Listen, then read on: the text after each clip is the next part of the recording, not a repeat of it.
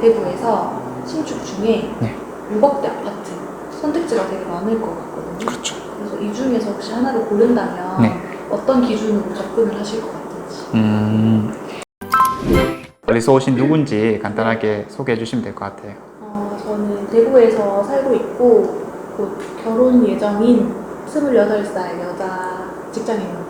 저는 지금 24년 말쯤 네. 입주 예정인 그 분양권을 가지고 있는데 이제 제가 가지고 있는 건 아니고 이제 예비 신랑 쪽에서 이제 가지고 있는 상황이고 그 외에도 뭐 투자할 수 있는 부분이라든지 뭐 그런 쪽에 관심이 조금씩 생겨서 알아가고 있는 단계입니다. 그런 단계이시고. 네. 아무래도 이제 우리가 뭐 부동산 공부는 해야지 뭐 주식도 마찬가지겠지만 재테크라는 것이 해야 한다는 걸 알면서도 막상 시작하기에는 좀 어려운 상황인데 실질적으로 내가 거주할 수도 있는 집이 있다 보니까 이제 자연스럽게 좀 관심을 갖게 된 게 아닌가 네. 이렇게 이제 생각이 들거든요. 네. 네. 그러면 이제 지금 뭐 예를 들어 가지고 어떠한 뭐 고민거리라든지 아니면은 궁금한 것들 이런 게 있나요? 네, 저는 몇 가지 좀 걱정도 좀 있고 궁금한 점이 있는 부분이 일단은 제가 24년 말에 들어가는데 제가 파악하기로는 23년에 이제 입주 물량이 엄청 많고 24년도도 제가 들어가는 지역에서 이제 입주가 계속 많거든요. 그래서 그때 약간 순간적으로 집값이 많이 떨어진다든지 사실 저는 들어갈 생각이기 때문에 뭐 전세 주고 그럴 생각은 아니지만 혹시 24년도 이후에 부동산이 너무 이제 좀 침체가 온다든지 그런 부분이 좀 걱정이 돼요. 그러면 지금 분양받으신 아파트랑 네. 그 분양가 정도는 혹시 알고 계신 건가요? 네. 네. 그런 거 한번 설명해 줄 수 있나요? 이름은 힐스테이트 달성공원역에 음. 있고 요거는 태평로에 이제 있는 아파트고 분양가가 그 인근은 조금 비쌌는데 그냥 기본으로는 한 5억 8천 정도고 거기에 이제 뭐 확장비, 뭐 옵션, 기타 등등 해서 한 6억 초중반에 계약을 한 상황입니다.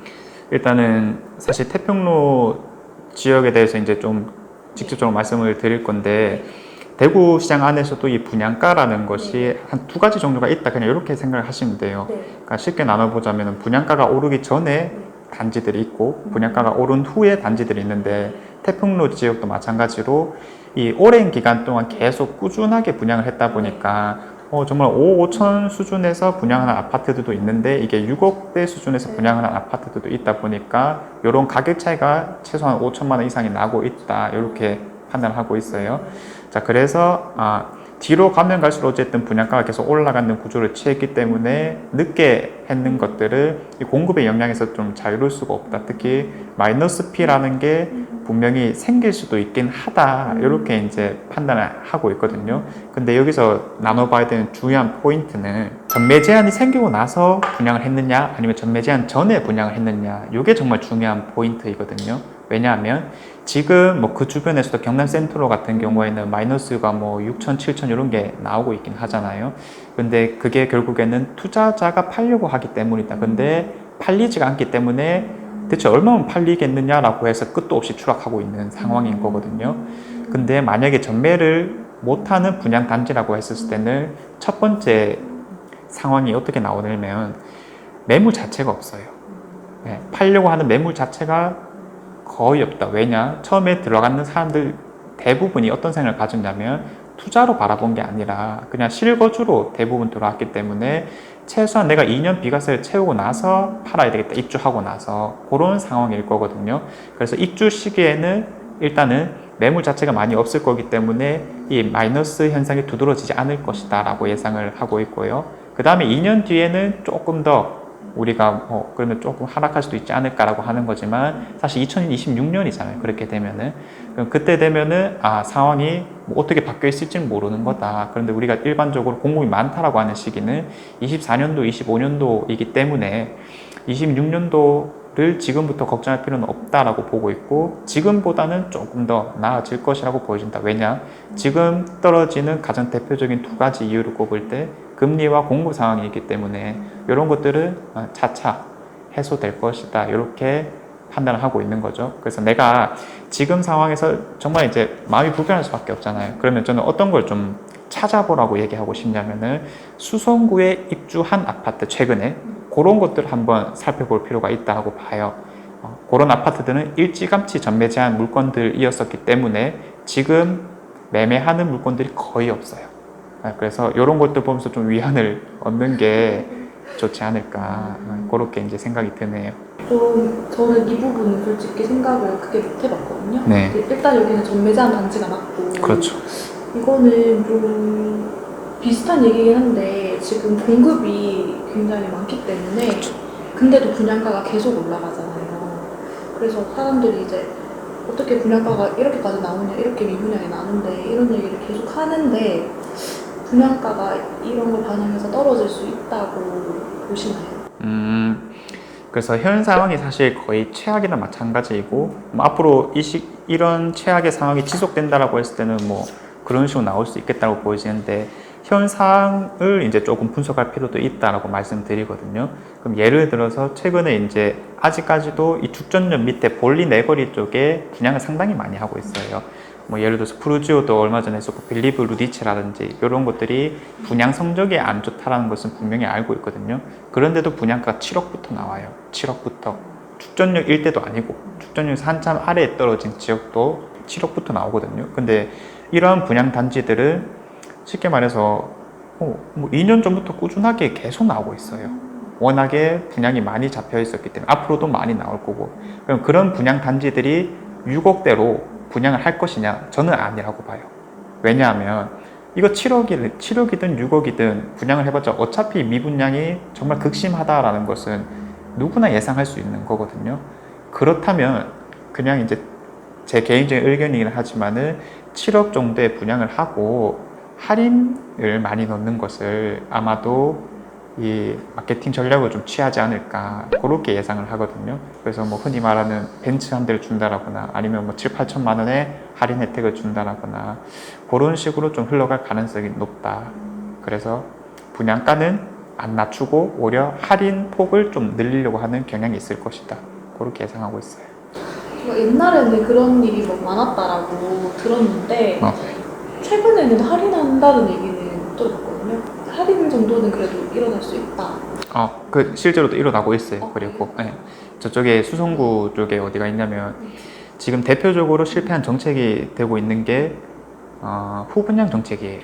분양 단지들이 그때 당시에는 워낙에 과열이 되어 있다 보니까 청약시장이 분양가를 높게 받을 수 없다는 측면에서 야 이럴 거면 우리 후분양을 해서 분양가를 좀 높게 받겠다라고 선택했던 수성구 단지들이 몇 개가 있어요. 근데 그 수성구 단지들이 지금 와서는 정말 최악의 선택이 되어버렸던 거죠. 왜냐 실제로 그 분양가라는 것이 메리트는 어느 정도 있다 하더라도 팔고 넘어올 수 있는 사람이 없다 보니까 7억씩 8억씩 되는 현금을 누가 어떻게 마련할 수 있겠느냐. 그래서 거의 불가능하다라는 측면에서 4월역에 이미 할인 혜택들이 한 7, 8천만 원 정도 들어갔어요. 네, 그래서 이런 흐름들이 좀 나타나지 않을까 그렇게 예상은 되죠. 이거는 너무 특정 지역을 여쭤본 것 같긴 한데 네. 대구에 집중적으로 개발되는 데 있잖아요. 동대구도 있고 태풍로도 있고 뭐 두류도 있고 한데 그 중에서 좀 특별히 여기는 괜찮아 보인다 생각하시는 지역이 있으신지? 괜찮아 보인다. 네, 여기는 좀 특별히 미래가 기대된다. 미래가 기대된다. 네. 그러면 요거는 저도 큰 틀에서 좀 얘기를 드려야 될 것 같아요. 뭐냐면은 결국 이제 대구 경북의 미래가 무엇이냐라고 물었을 때 더 이상 한 도시만으로는 잘 살 수가 없다라는 게 어떤 도시든 기본 철칙이기 때문에 광역화를 시도하려고 하는 거거든요. 대구 같으면 경북권이랑 광역화를 시도하는 거죠. 그래서 이제 대구 부동산의 미래는 사실 수성구는 학군이 중요하다는 것을 우리가 워낙 잘 알고 있으니까 빼고 비수성구를 중심으로는 광역교통이 제일 중요할 수밖에 없다. 이렇게 이제 말씀을 드려요. 그래서 이 광역교통이 이어지는 동대구역, 서대구역 그리고 이제 대구역 이 주변 일대에 개발을 그냥 막 진행하고 있는 거예요. 시 차원에서도.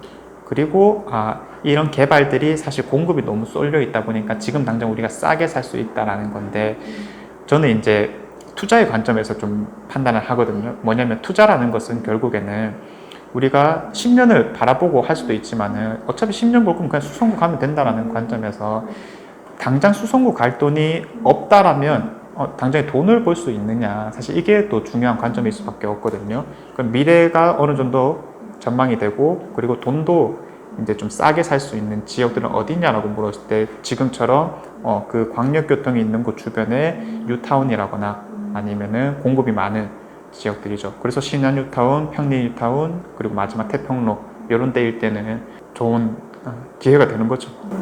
제가 더 궁금했던 게 네. 광역화를 해서 보통 이제 철도를 많이 생각을 하는 것 같아요. 그러니까 나라 그쵸. 계획도 그렇고 광역철도도 그렇고 뭐 그런 식으로 접근을 많이 하는데 제 남자친구가 구미에 있어서 대구를 많이 왔다 갔다 하는 진짜 그 입장에서 철도를 타는 게 물론 없는 것보다 낫겠지만 경북이랑 대구 정도면 자차로도 많이 갈 수가 있거든요.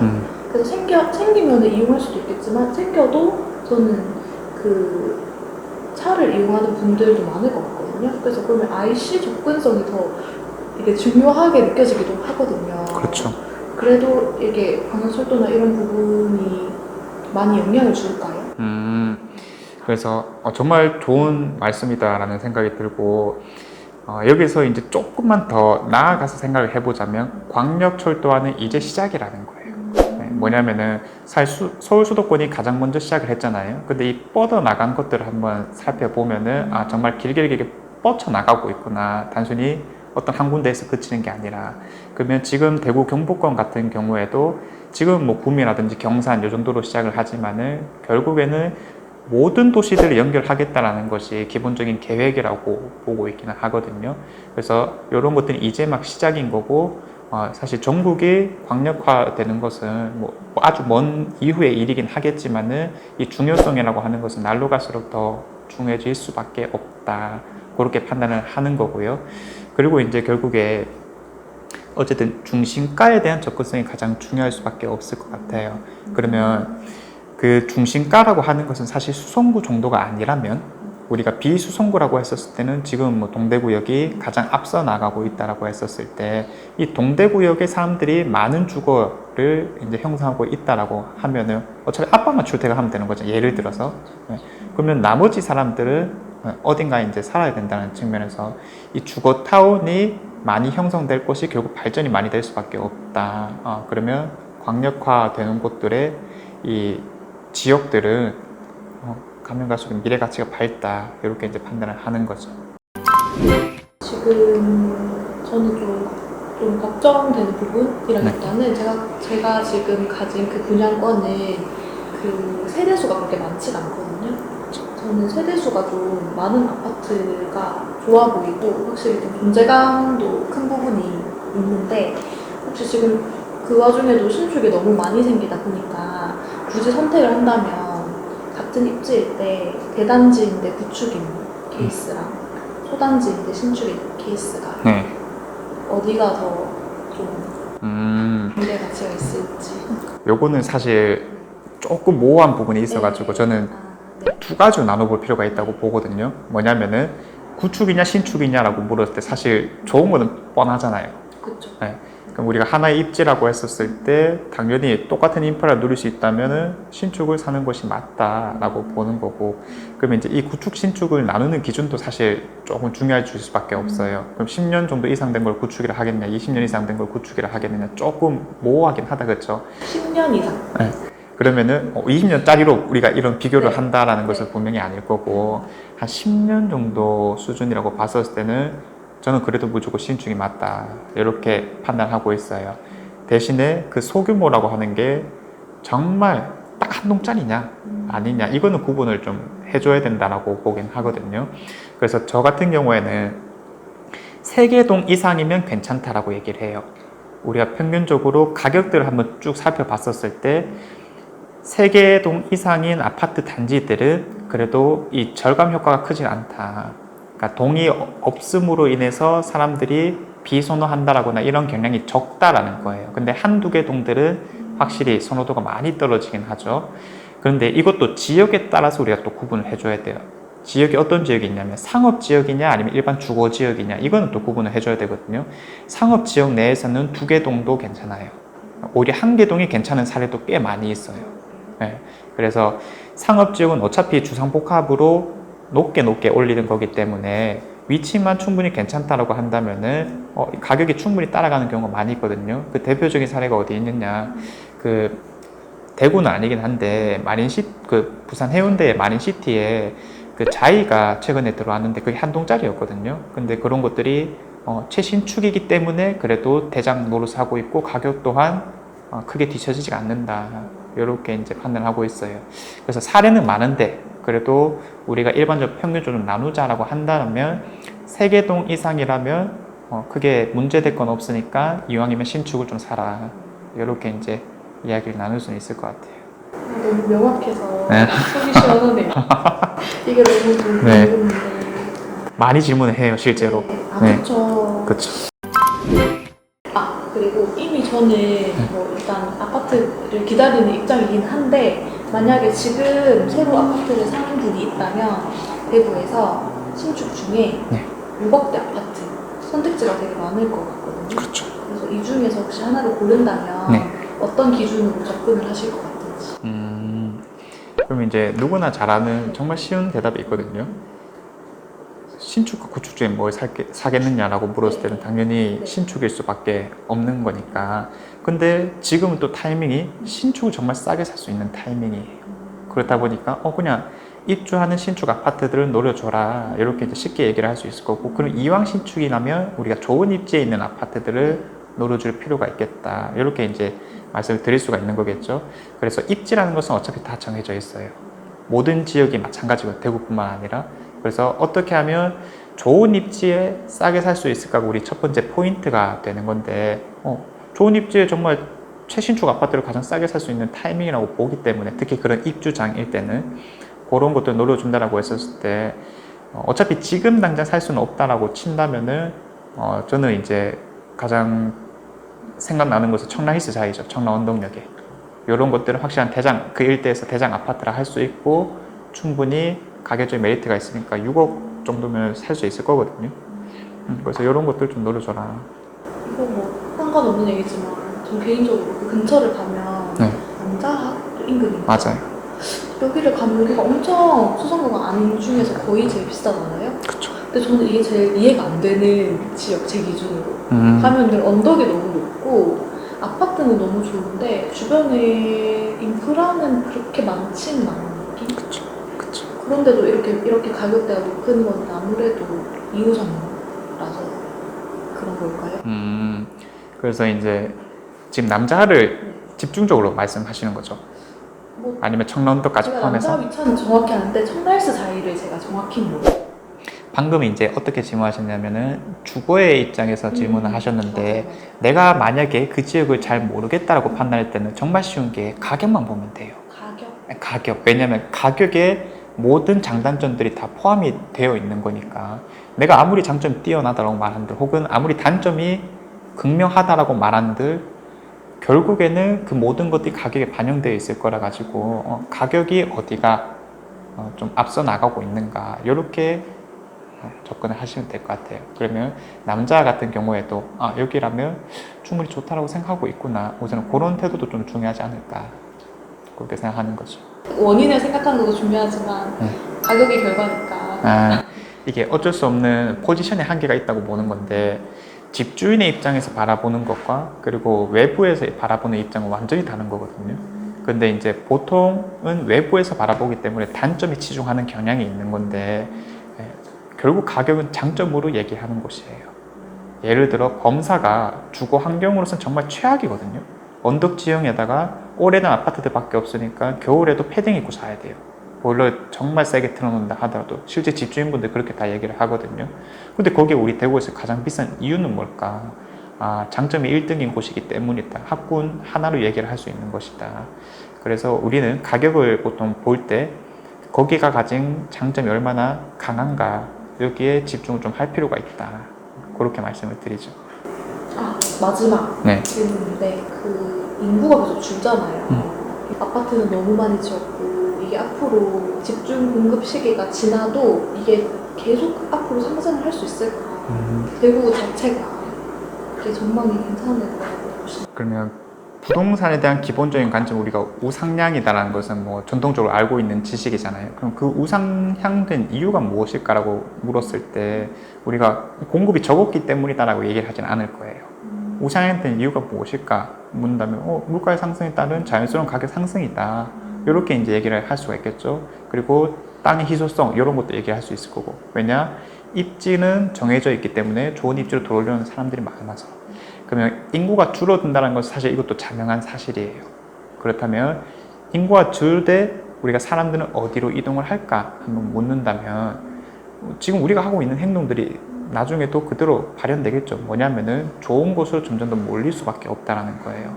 이 좋은 곳에 대한 사람들의 관점이 점점 더 뚜렷해질 것이기 때문에. 왜냐? 우리 이전 세대들은 거주의 관점에서만 아파트들을 바라봤다면 우리 지금부터의 세대들은 얼마나 돈이 될 것이냐 그런 것들은 정해져 있잖아요 이미. 그래서 여기에 맞춰서 자연스럽게 움직여 나간다라고 했을 때 좋은 곳으로 사람들이 점점 더 많이 몰릴 것이다. 근데 이런 것들은 어차피 사람들이 점점 더 안으로 몰릴 거니까 자연스러운 가격 상승은 우상향은 가능할 것이다. 이렇게 판단을 하는 거고요. 정말 먼 시기가 지난다면 자연스럽게 외곽 지역들은 선호도가 떨어지겠죠. 그래서 여기서 이제 중요한 포인트, 저는 광역교통이다. 항상 이렇게 말씀드리는 거고, 어디로 사람들이 많이 몰릴 것인가. 그것들만 이제 잘 예상한다면 단순히 인구가 줄어들기 때문에 가격이 떨어질 것이다 라고 하는 조금 큰 망상은 할 필요가 없다. 이렇게 이제 보는 거죠. 큰 망상. 그리고 약간 중심지를 위주로 좀 압축된다. 그렇죠. 그런 느낌. 그렇게 진행될 거죠. 인프라가 좋은 곳에 몰려서 살 수밖에 없을 거기 때문에.